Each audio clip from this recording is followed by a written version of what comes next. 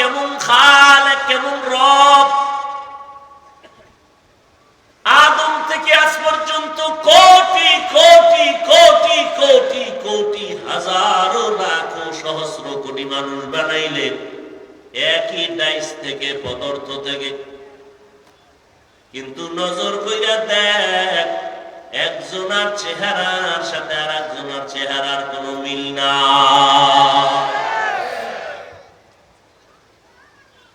লবণের ফ্যাক্টরি থেকে তেল আসে না, তেলের ফ্যাক্টরি থেকে লবণ বের হয় না। আর তাকায় দেখো, আম্মা জান একটা ফ্যাক্টরি, এক ফ্যাক্টরি থেকে 10টা ভাই বোন আসলো, 5টা ছেলে 5টা মেয়ে, একই ফ্যাক্টরির সন্তান, একই মায়ের সন্তান। তাকাইয়া দেখছো, একই মায়ের গর্ভে 5টা ভাই বোন, কারো কণ্ঠের সাথে কারো কণ্ঠের মিল নাই। আছে কথা বলেন? কারো চেহারার সাথে কারো চেহারার মিল নেই, একই মায়ের সন্তান। ওরে নবীর আশিক, ভালো করে দেখো, সারা দুনিয়ার মানুষ এক ময়দানেও যদি হাজির করো রে বাবা, একদিকটা মনে হয় যেন মিলে মিলে মিলে গেছে, কিন্তু আঙ্গুলের টিপ লাগাও, সারা দুনিয়ার কারো আঙ্গুলের সাথে মিল নাই। ঠিক নেই?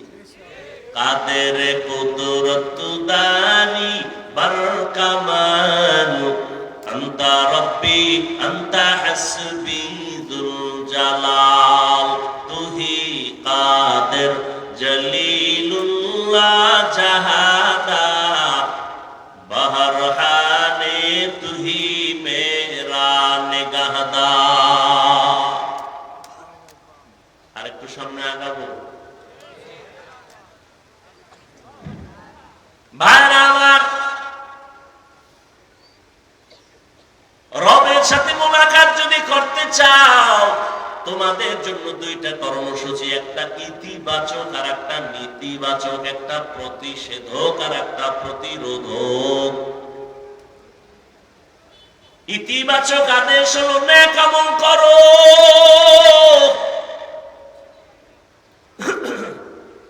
আর নেতিবাচক আল্লাহর কথা হলো শিরকের গন্ধ যেন না থাকে। কারণ শিরক এমন একটা মারাত্মক অপরাধ, আল্লাহ নিজেই বলেন, আমি সব অন্যায়কে চাইলে ক্ষমা করে দিব অনায়াসে, শিরকের গুনাহ সহসায় ক্ষমা দিব না। ইন্নাল্লাহা লা ইয়াগফিরু আন ইউশরাকা বিহি ওয়া ইয়াগফিরু মা দুনা যালিকা লিমান ইয়াশা ওয়া মান ইউশরিক বিল্লাহ ফাকাদ দাল্লা দালালান বাঈদা ওয়া মান ইউশরিক বিল্লাহ ফাকাদ ইফতারা ইসমান আযীমা ওয়া মান ইউশরিক বিল্লাহ ফাকাদ হারামাল্লাহু আলাইহিল জান্নাহ। আল্লাহ বলেন, আমি শিরকের গুনাহ চাইলেই ক্ষমা দেব না, বরং শিরক নিয়ে যদি আমল করে আমার আদালতে আসো, ফালা নুকিমু লাহুম ইয়াউমাল কিয়ামাতি ওয়াজনা, আমি এগুলো ওজনের পাল্লাই উঠাবো না। শিরক থেকে বাঁচো। বলে শিরক কি জিনিস? বলে আমার আল্লাহ এক। আমার আল্লাহ কয়জন? এক। আমার আল্লাহ যে এক, কোন দিক থেকে এক? সব দিক থেকে এক। বলে কেমন এক? যার কোনো দুই নাই। আল্লাহর ক্ষমতার মতো কারো ক্ষমতা নাই, আল্লাহর গুণের মতো একক কোন গুণের মালিক কেউ নাই। কেউ যদি মনে করে আল্লাহর ক্ষমতার মতো আরো কারো ক্ষমতা আছে, মনে করার নাম শিরিক। যারা মনে করবে তাদের নাম মুশরিক। মুশরিকদের জন্য জান্নাত হারাম। আল্লাহ বলেন নেক আমল করো, শিরিক করবা না, সাবধান। আল্লাহর একক গুণ হলো তিনি রাজ্জাক, রিজিকের মালিক। কেউ যদি মনে মনে ভাবে রিজিক দেওয়ার মালিক আরো কেউ আছে, মনে করার নাম শিরিক। যারা মনে করে তাদের নাম মুশরিক। রিজিকের মালিক কে? আল্লাহ। ইয়া আইয়ুহান নাস আনতুমুল ফুকারাউ ইলাল্লাহ ওয়াল্লাহু হুয়াল গানিয়্যুল হামিদ।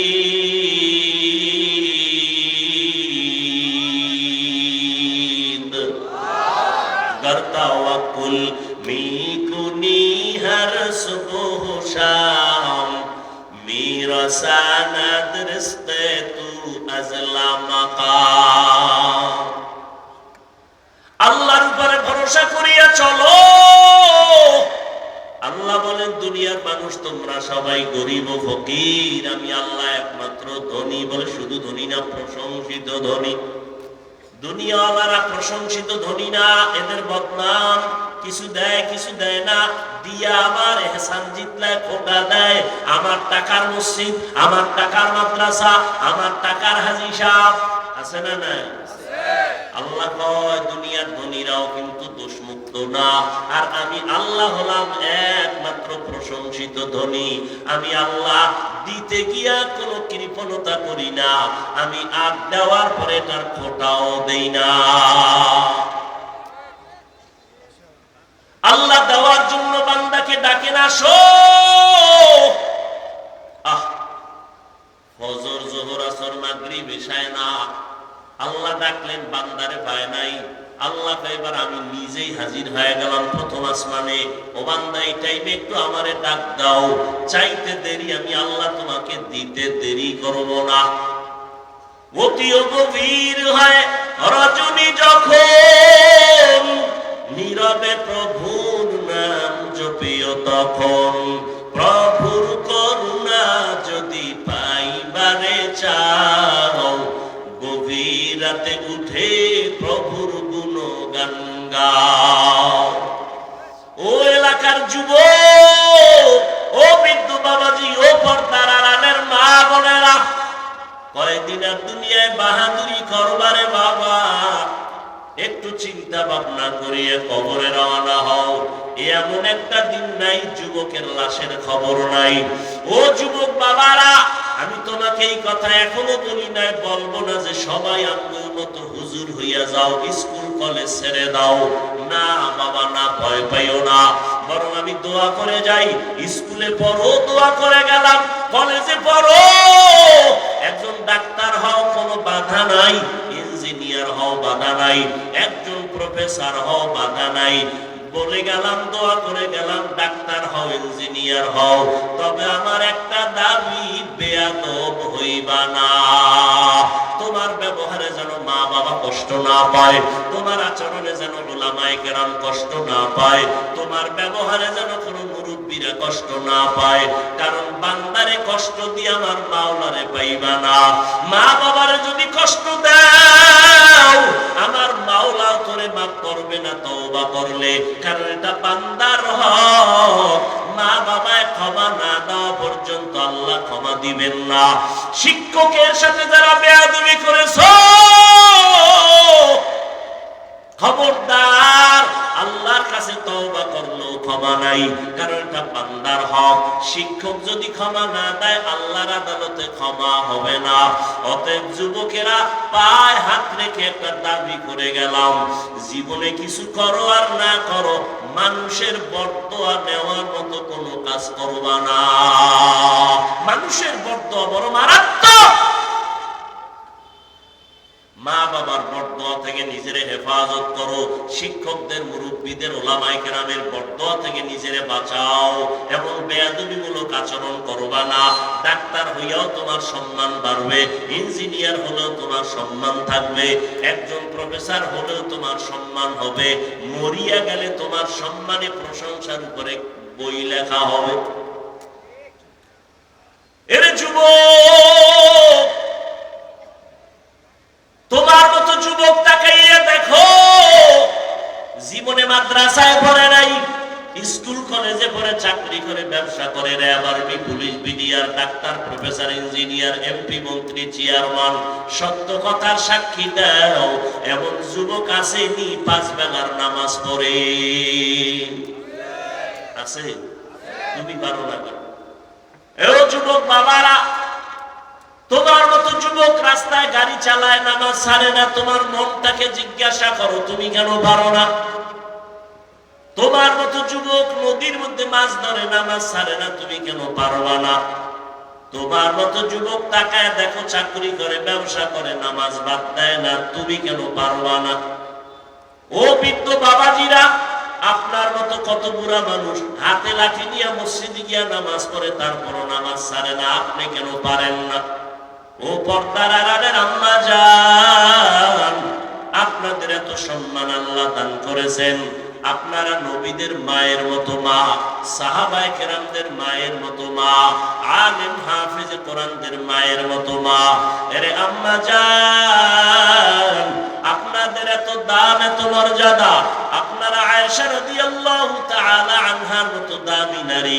ফাতিমা রাদিয়াল্লাহু আনহার মতো নারী হযরত খাদিজা রাদিয়াল্লাহু আনহার মতো নারী ইসমাঈল নবীর মা মারিয়াম আলাইহিস সালামের মতো নারী আপনারা তো ঈসা নবীর মা মারিয়াম ইসমাঈল নবীর মা হাজরা আলাইহিস সালামের মতো নারী আপনারা তো ওই বেঈমান ফেরাউন যে আল্লাহর সাথে চ্যালেঞ্জ দিয়া নিজের বড় খোদা দাবি করলো আর আল্লাহ পাকের কুদরত তার ঘরে তার আপন স্ত্রী আসিয়াকে আল্লাহ জান্নাতি বানায় দিলেন রহমতের নবী বলেন কিয়ামতের দিন আসিয়ার সাথে আমি মুহাম্মদের বিবাহ হয়ে যাবে যেই ফেরাউন আমার আল্লাহর দুশমন ওই ঘরে আল্লাহ ঈমানের বাতি জ্বালায় দিলেন আসিয়া ও পর্দার আড়ালের মা এই দুনিয়াতে যত ভালো সন্তান আছে দিনের লাইনে দুনিয়ার লাইনে সব মায়ের অবদানের কারণে এরে আম্মা জান আপনার আদর্শ ভালো থাকলে সন্তানের আদর্শ ভালো হবে এরে আম্মা জানেরা আপনার মতো কত নারী এখনো পাওয়া যাবে পর্দা করে 5 ওয়াক্ত নামাজ পড়ে তাহাজ্জুদ পড়ে স্বামীর মাল হেফাজত করে আপনারা কেন পারবেন না এরে আম্মা জান ফেরাউনের মতো বেঈমানের ঘরে থাইকা আসিয়া যদি আমার আল্লাহর বান্দি হয়ে যায় জান্নাতি হয়ে যায় আপনার স্বামী তো ফেরাউনের মতো তো খারাপ না আপনি কেন পারবেন না যেই আসিয়া আল্লাহর জিকির করতে গিয়া ফেরাউনের সামনে ধরা পড়ে গেল ফেরাউন ধমক দেয় অত্যাচার শুরু করে এত বড় সরকার প্রধান একটা রাষ্ট্রের মালিক ফেরাউন ওর ঘরে থাইকা ফেরাউনের ঘরে খানা দেয় না থাকার মতো জায়গা দেয় না ফেরাউন কয় রে আসিয়া আমাকে খোদা যদি বলে স্বীকার না করো তোমারে শুলিবিদ্ধ করব জবাই করব ফাঁসি দিয়ে দিব আসিয়া বলে কোনো ভয় নাই শেষ পর্যন্ত তারে ফাঁসির মঞ্চে নেওয়া হয় আসিয়া হাসতে হাসতে ফাঁসির মঞ্চে চলে যায় ফেরাউন কয় রে আসিয়া কেন হাসু বলে তোমার ঘরে থাইকে তুমি আমারে থাকার জায়গা দাও নাই তুমি এত বড় টাকাওয়ালা আমারে খাওয়ার ব্যবস্থা করো নাই আমি আমার মালিকের কাছে আবদার জানাইছি ক্বালাত রব্বি বিনিলি ইনদাকা বাইতান ফিল জান্নাহ আমি আমার রবের বলছি ও আমার রব এত বড় বেঈমান খোদা ফেরাউন দুনিয়ার টাকাওয়ালার পরেও তার ঘরে স্ত্রী হইয়া আরামের বিছানা ত্যাগ করলাম তোমার জন্য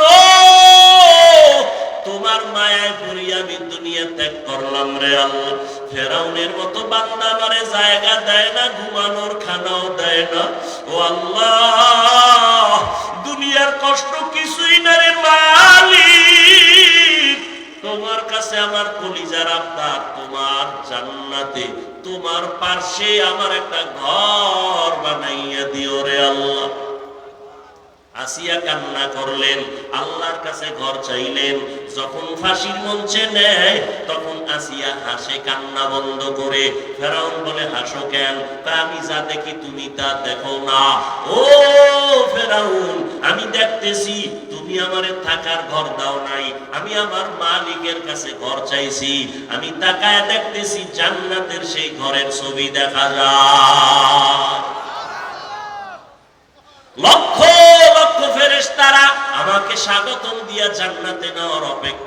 আছে, আমি এখন হাসতেছি, আমার মরিয়া গেল শান্তি। দেখো নাই ফিলিস্তিনের জমিনে কান্নার আওয়াজ, এক আল্লাহর বান্দা ঘুরে ঘুরে আনন্দ করে আর মানুষের মিষ্টি খাওয়ায় ফিলিস্তিনে। সাংবাদিকরা বলে মিষ্টি খাওয়াও কেন বাবা? বলে আমার দুইটা সন্তান আল্লাহর রাস্তায় শহীদ হয়ে জান্নাতি হয়েছে, আমি আনন্দিত, আমি অনেক খুশি। আমার সন্তান বিনা হিসাবে শাহাদাতের মর্যাদা নিয়ে জান্নাতে গেছে, এজন্য আমি আনন্দিত। আমি নিজেও রেডি হয়ে গেলাম আল্লাহর সাথে মোলাকাতের জন্য, শাহাদাতের দরজা দিয়ে চলে যাব। ও নবীর আশিক ও যুবক, এখনো সময় আছে রে বাবা। তুমি যতই বাহাদুরি করো না কেন, এই চেয়ারে যে বসলাম আমার মা বাবার দোয়া ছাড়া বসতে পারি নাই। যত বড় টাকাওয়ালা দাবি করো, মা বাবার দোয়া ছাড়া টাকাওয়ালা হতে পারো নাই। মা বাবার চোখের পানি আর টাকার কারণে আজকে তুমি ক্ষমতার মালিক, সম্মানের চেয়ারের মালিক। ওই মা বাবার সাথে বেয়াদবি করবা না।